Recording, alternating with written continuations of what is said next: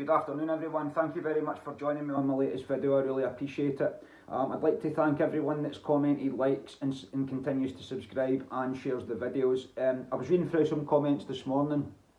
It's the first I've looked at YouTube Studio for a couple of weeks now. I just thought it was maybe a good time to take a wee break. But I will start replying to them once I have uploaded this video. It's just an update I want to discuss. I have been keeping an eye on it. I mean, you have to take a break through all this stuff as well. You need to switch off from it because you can't continue. Well, maybe some people can, but I can't. And I just thought that it was probably a good time to take a break because I get task paralysis. I've got all these notes that are stacked up. I'm kind of holding back on recording it because I've been turned onto this app called Canva. I've also found another one as well for visuals to try and make the content richer. So I don't want to record the videos without having mastered that, and obviously can add the visuals to the content to make it richer. But I've got that much to do, and I've tried. See, the thing about it is, with high performance, it's definitely a double-edged sword, and you need to manage it. I've convinced myself that because I work 3 or 4 days a week, and I do my cardio or actually run home, it's the reason I'm putting off buying a car. I just think I don't need it because I get a lift up in the morning and I run home and I only do like 200 or 300 sit-ups and maybe 50 pull-ups. I mean, after a day's work, you're thinking that's probably enough, but I've started to convince myself that it's not enough.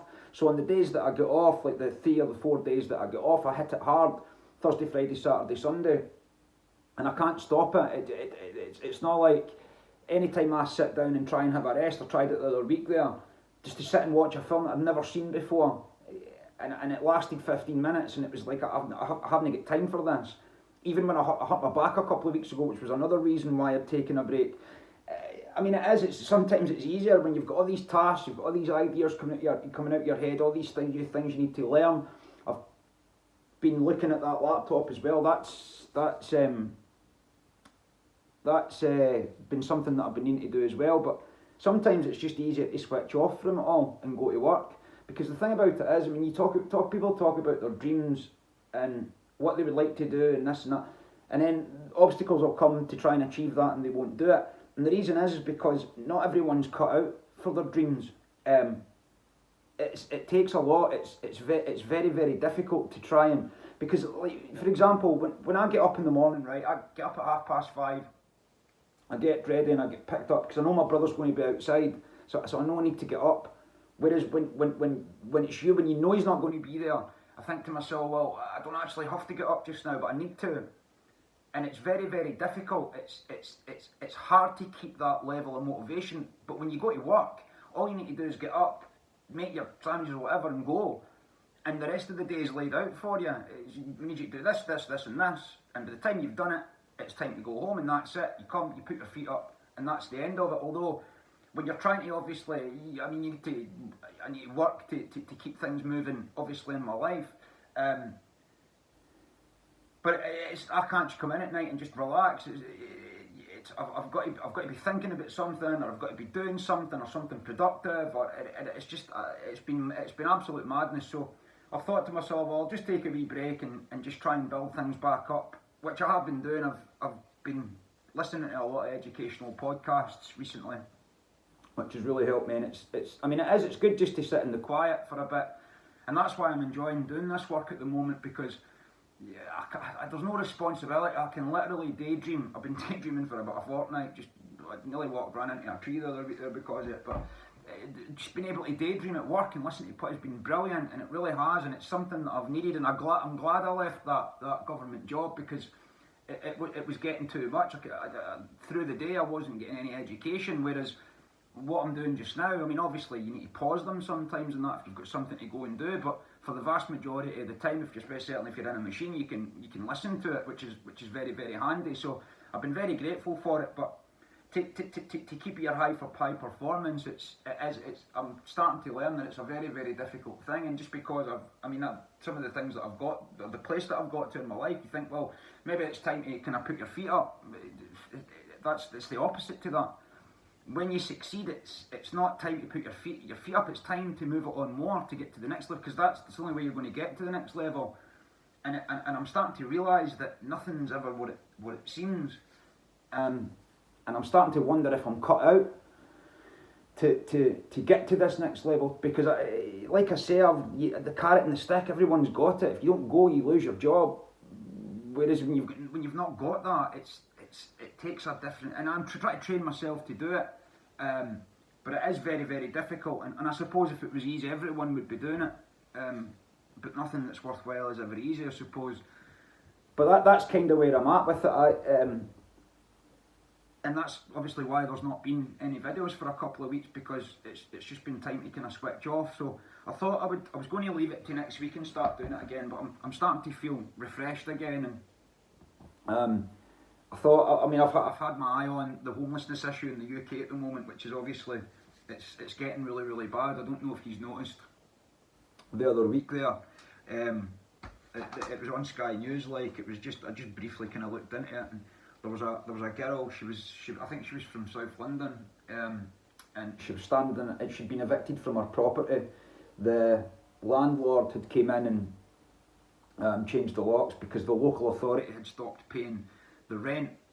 Now that's more than likely related to the local housing allowance. Because I've spoke about this before. I've seen it loads of times where a landlord would be renting out, and then they would get an agency involved to take the rent for them, and they would say, well, actually, there's a local housing allowance here, you could charge another £100 a month and the dole will still pay that. Well, really? So they'll do it. And it was causing people to obviously move out their properties. So this girl, she couldn't have been any more than 25, she had 3 kids. One of the kids was asking if they could go home. There's no home to go to. Sky News were there interviewing her. She was literally like phoning and emailing certain local authorities, because the local authorities she was with were telling her that she was not their responsibility. You had to go to this local authority. So she would then go to that local authority and they would say the same, but they would give her another local authority, and so on and so forth. And eventually she came back full circle. And she's literally standing in the middle of a bloody park, ladies and gentlemen, with her phone in her hand, trying to sort out accommodation while she's got 1 kid in her buggy and another 2 running round it. So it's utterly unbelievable that Britain in 2024 has got someone doing that. And I obviously know why that is, because this local housing allowance, that was designed to mess people up and get people evicted, and to keep the rich and the poor apart. Although we're starting to see that there is no, there's no middle class. It's pretty much been removed.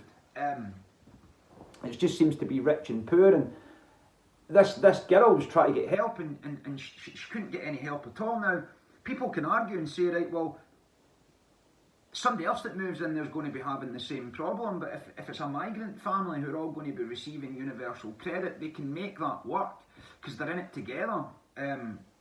Whereas if for a girl like her, she was single and on her own, and she was obviously finding it very, very difficult. So this is why, and I don't know the reasons as to why the local authority had stopped paying it, but I've dealt with some despicable local authorities when I was in that job, some despicable landlords. There was one guy in particular who'd had his landlord, I can't remember the company, I had it written down in a bit of paper because I was going to research it after I left and I forgot about it. But they were literally logging in to this, how he got into the guy's account I don't know, I mean, but he must have done, because he'd logged in, the landlord, into his tenant's universal credit account and requested the bloody money be paid directly to the landlord, because the guy was holding back the money because of the dilapidated state of the building was in, and he wasn't fixing it, he was just collecting the money because it's just a scam. There's companies from India over here doing this, and spoke to case managers that have told me that there's the amount of bloody fake tenancy agreements they deal with is unbelievable. And a lot of these landlords think, well, I don't really care because it's the taxpayer, it's the government we're ripping off, but it's actually yourself you're ripping off, mate. And if you look recently, they put the tax up for owning a second home. In Britain, that's obviously, there's only one solution to that. If you can't afford it, you need to sell it, at which point the government would more than likely buy it and give it to an immigrant family. And I was looking as well, I'd obviously seen Margaret Thatcher, who had started the right to buy system, and if you're going to criticise her for what she'd done wrong, which was obviously quite a lot, you have to give her credit for what she'd done right. And that was something she'd done right. Now it's probably just been a ruse to make people think or to buy into their bullshit, because later on they done away with it, didn't they? But actually, there was a lot of people who used it. Angela Rayner, as I've mentioned, being one of them. But the problem they had was, I think by about 1990 it was up to about 1.7 million, and the report had said, and then it was like 2.5 million by 1993, because it was obviously decent. But the problem was the windfalls that the councils were getting from selling these properties. The government, successive governments, Labour, Conservative, didn't matter which one, didn't allow them to spend it on building new homes. So if you're selling your homes off, which is to tenants, which is fair enough, but you're not building more social housing, then you're going to be left with the situation that we've got now, which is more private rent available than social rented houses. And private rent, that means that landlords can bloody charge whatever they feel like. And they are charging whatever they feel like. I spoke to a lady one day, and our universal credit payment was about £2,500 every month, and 1,900 of it was rent. So, and these, like I said, some of them are abhorrent, greedy parasites, these landlords. Not them all, but they really are. They're terrible, terrible people. They've got no empathy whatsoever. I mean, the amount of times that I've spoken to people who've moved into their property, and then like they've phoned up the universal credit line and said, look, how much rent am I entitled to? And you would say, well, the postcode that you're in, the government's only going to pay £500 or £600 a month or whatever it is. However, if you actually look at your tenancy agreement, you've been charged £900 a month, which means that the shortfall of £300 or £400 or whatever it is has to come from you. No one in universal credit can afford to do that, and it's even less so now. And I mean, how the bloody hell, right, are we going to get on if we're making? I mean, there's the amount of people that are in their 50s homeless is just unbelievable. How can we call ourselves civilised? And anybody that's coming across here to claim benefits, if you're seeing that, I would not go anywhere near a country. I got it right the first time, a company, because that's what they are, who'd done that to their citizens. But yet, I know, and you could argue, well, they're not doing that to migrants, not yet, but that's obviously how the boiling pot's been het up. But how can we get on if we're going to be bloody putting people out on the street? And there's the homeless, it's a lot worse in England than it is in Scotland, there's no doubt about it. And well, maybe not now, but a few years ago it seemed like there was more help in Scotland for homelessness rather than there was in England. I had a family member that experienced both within a short period of time, and I can tell you it was night and day. Within 24 hours he was given accommodation up here, down there in Bath and that. There was just nothing for him. But if we're throwing these people out onto the street, and there was a guy that I'd noticed, I'd seen an interview with, who'd been homeless for 13 years, and he was talking about the politicians, how they hadn't given their promises or kept their promises or anything like that. And it's like, fair enough, well, that's not what they do, it's not what they're known for. And then at the end of the interview, he had the cheek to turn around and say that he would, well, to be fair to the guy, I didn't actually hear him say that, it was the reporter that said it, that he would still use his vote if he heard the right sort of rumblings from a politician. So basically what he was saying was, any politician that told him what he wanted to hear, he would more than likely have given his vote. Now, I don't find that far-fetched, because that's what they've been doing for such a long time. Although Keir Starmer looks like his days might be numbered, because he's completely destroyed this country within 3 months. It's absolutely staggering to sit and watch. And then I've read other reports. Was it Kate Worther, someone that was in the Labour, Tony Blair Labour cabinet, who drew up a report back in the early 2000s to try and fix the social housing issue because of the incomings that we had then. And she had laid out 36 issues that needed to be fixed, and as of the end of 2023, there was only 11 of those 36 issues had been addressed.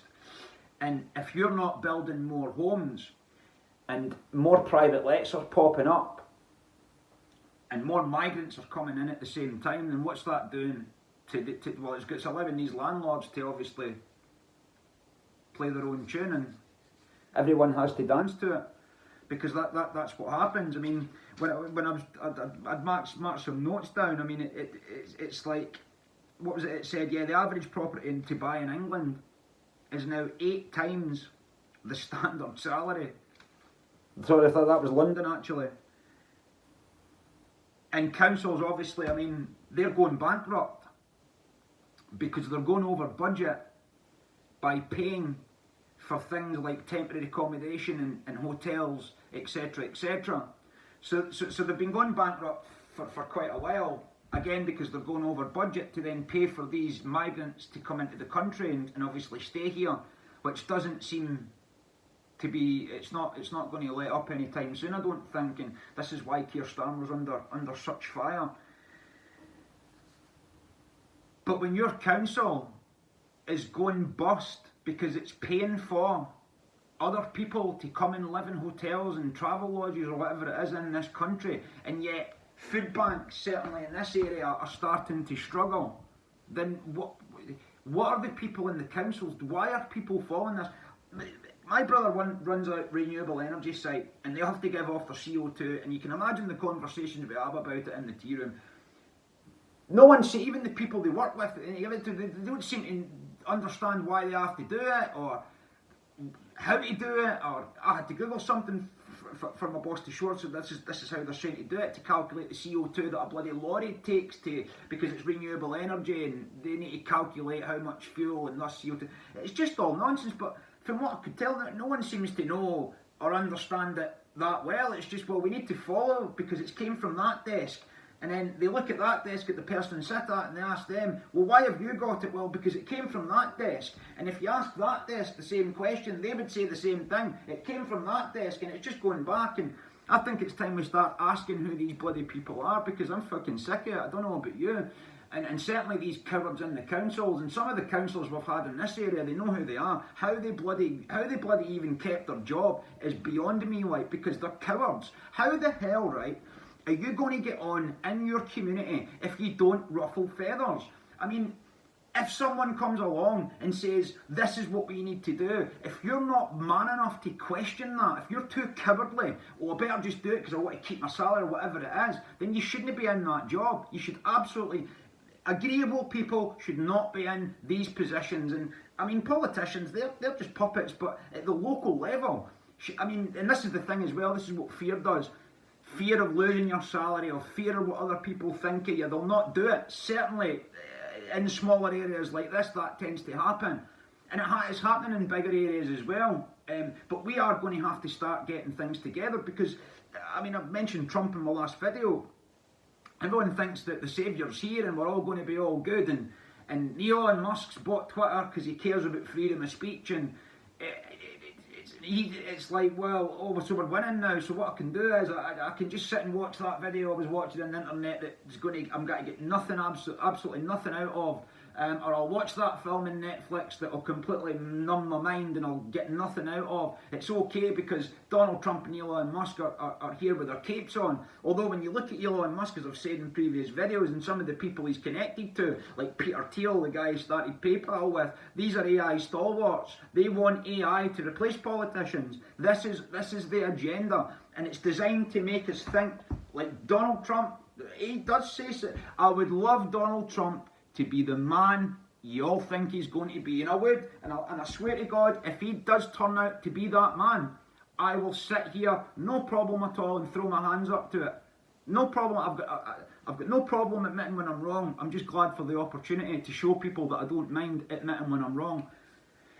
And I hope I am wrong. That's one thing. I just don't see it when you look at the connections. Elon Musk, like Peter Thiel, and then he's connected to Eric Weinstein, who are always in the Joe Rogan Experience. And when you listen, I don't know if anybody's seen the Terence Howard and Eric Weinstein interview on there, and they were laughing at the guy because he was basically saying 1 times 1 is not 1, 1 times 1 equals 2, and it made me laugh because when I was learning my times tables, I can remember them kept asking me, what's 1 times 1, and I would say 2. Because I had it in my mind that if you're taking 1 and multiplying it by 1, you must have 2. If you're holding a phone and you take another phone, you've got 2 phones. But I couldn't wrap my mind around that, and I remember them saying, this child's just not getting this. I think that's where me and this world parted ways, to be honest with you, because when you look at Terence Howard's stuff with the square root of 2, there's obviously, there's issues with mathematics, there's errors all over it, there's absolutely no doubt about that. But back to what I was saying, these are the guys that people think that these billionaires are going to save us. It's men in suits have created this oligarchy or patriarch, this tyranny that we're so fastly moving into, yet, and then for a while we're saying we need rid of these guys, but then when another couple of guys come across and just start saying what you want, what we want to hear, we then think, well, great, I don't need to do anything. When's the cavalry coming? Well, it's here. You are the cavalry. Go and look in the mirror. You're the saviour that you've been waiting on. I sat about for years on my arse waiting for something to fall out the sky. And the truth of the matter is this, it's nothing will change until you get off your arse and do something. I'd seen this video the other week there, and it was, I don't know if I said this in my last video or not, I can't remember, I'm going to say it again, with the brain cell that was looking for a connection. That's obviously when you're walking about with your head up. I did say it in the last video, but I'll say it again. You just need to think to try and make the connections. And once you make the connections, you'll know that you can actually think. And you're not going to work everything out straight away and overnight. It doesn't work like that. That's not how it works. You need to put time into it and consistency. But you will get there, and you will realise that you've got a wee bit more about you than your teachers told you, than you even that you thought, or even that your family thought. And once you change your life, your family changes around you. Mine's just proof of that. So sitting waiting for these guys like Elon Musk to come and save the world. I mean, surely to God, if they were, then why are girls in South London pushing their prams around on the phone to their local authorities trying to get housing? Now the good news about that girl was, just to come back to it, it was obviously out there and somebody would have helped her, but there was one thing that she did do. She had taken her, and I don't agree with this, but she'd taken her kids to the doctor to update the vaccinations, and she's homeless. I think the child's nails were dirty, and the doctor called social services. So this is what they're doing, to steal bloody kids from loving parents. They're looking for any excuse to take kids from children. That's why the courts are closed, because it's to protect the kids. No, it's not. It's to protect the state, because obviously you're stealing kids from loving parents. Is there parents out there that shouldn't have children, and do children need protected? Absolutely. Is it as bad as what they say it is? No chance. But if you look back to Aldous Huxley, it's obviously in his stuff that they want that the state want to raise the children, and you're even hearing it in schools now. What happens in school stays in school. I'll tell you something right now. If your child comes home and tells you that, you pull that child for whatever school they're in. I don't care about their friends. I moved a lot of schools. It's not good. But if that's what's happening there, you need to get your child out there, because it's like the Jesuits, man. They say they've got it down perfectly. If you get a child young enough, the possibilities are endless.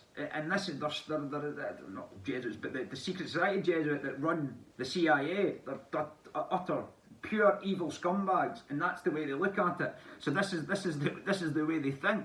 So if they can get your child at a very young age, the possibilities are endless. And if you look at the world now with gender identity and gender politics and children bloody identifying as a cat up in Scotland, and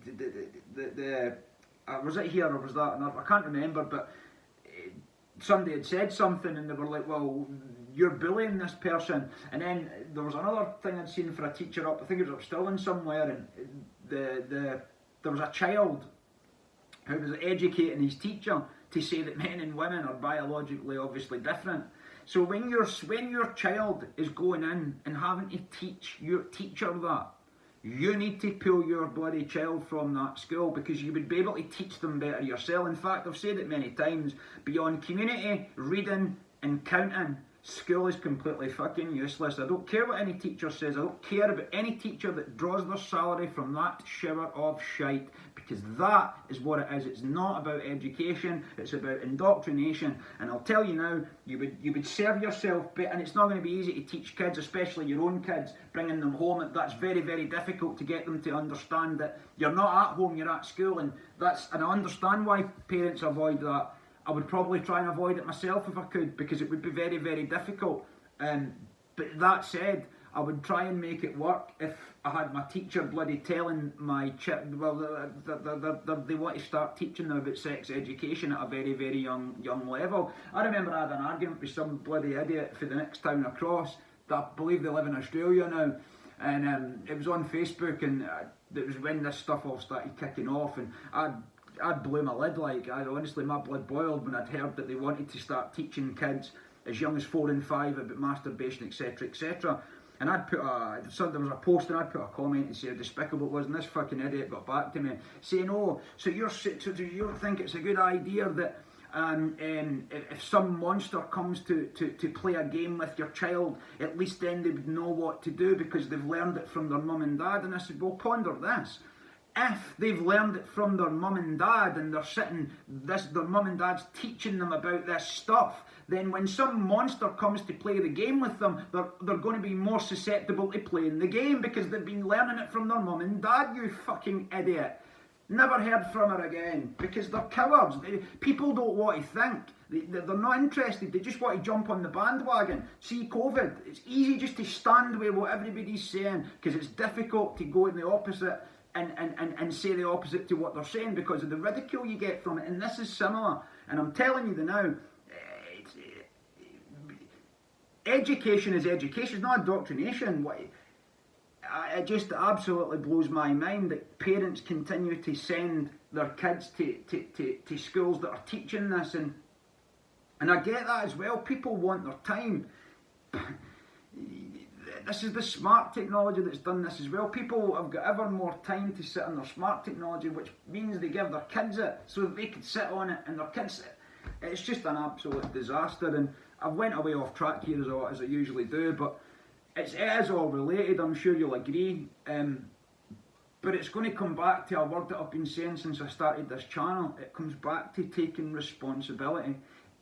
Nothing's going to change until you do it, and until you can say, yes, I will have someone videoing my life 24 hours a day because I try and do the right thing no matter what, and that's the way I look at it. But there's too many people still willing to cut corners, because that's okay.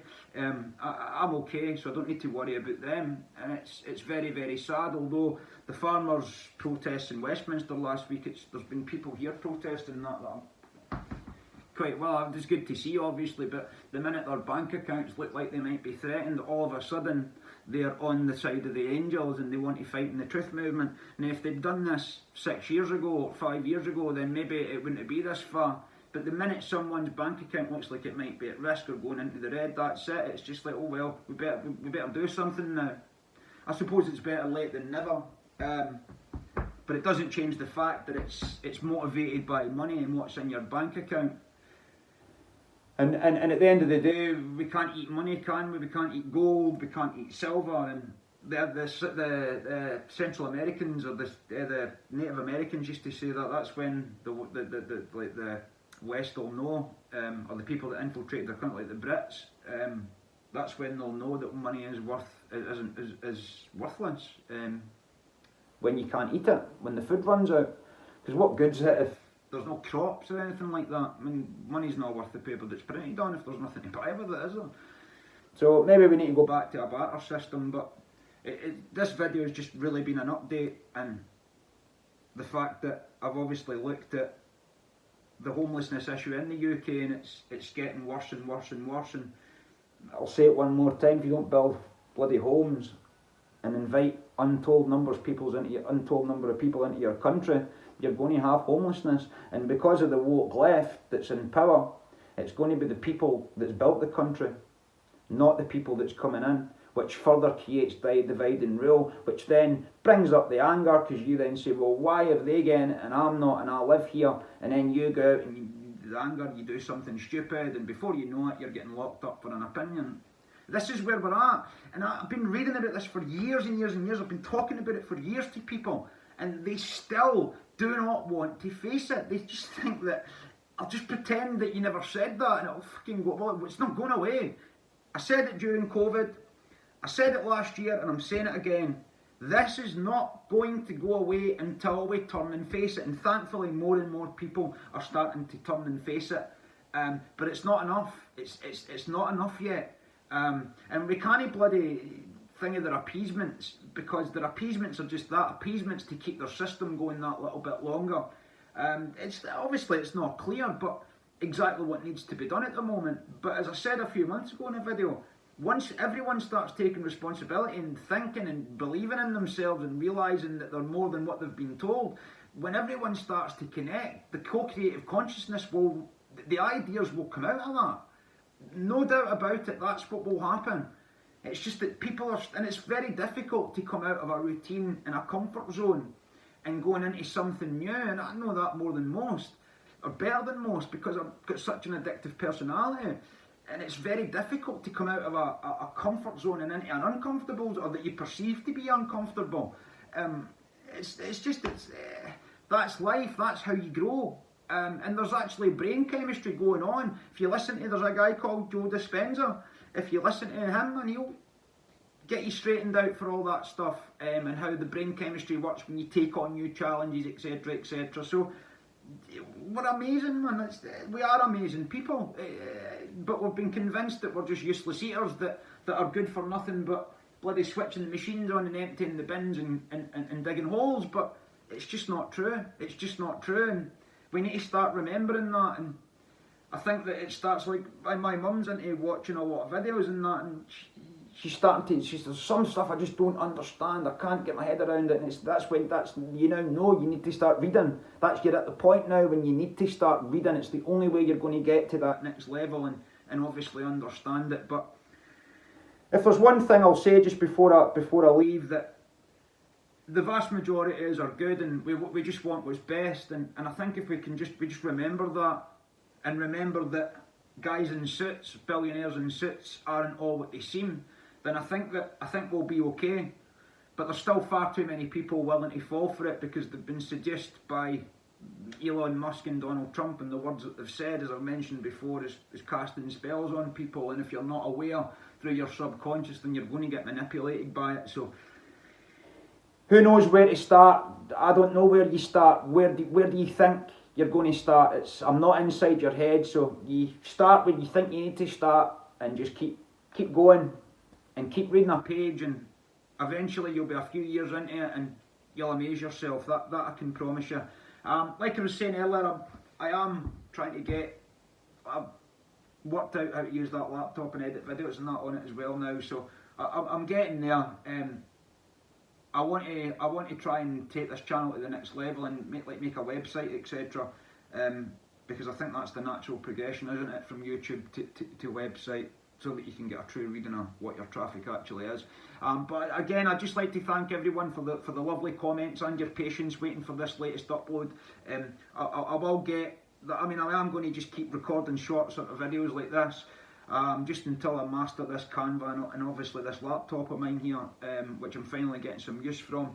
But in the meantime, I'll try and post as much as I can. Like I say, sometimes it's easier just to forget about all this stuff and go to work and just switch off and live the old life for a while. But I'm back anyway, so I'll catch you on the next upload. Again, I really appreciate all your support, and I wish you all the best. Thank you very much for joining me. Take it easy.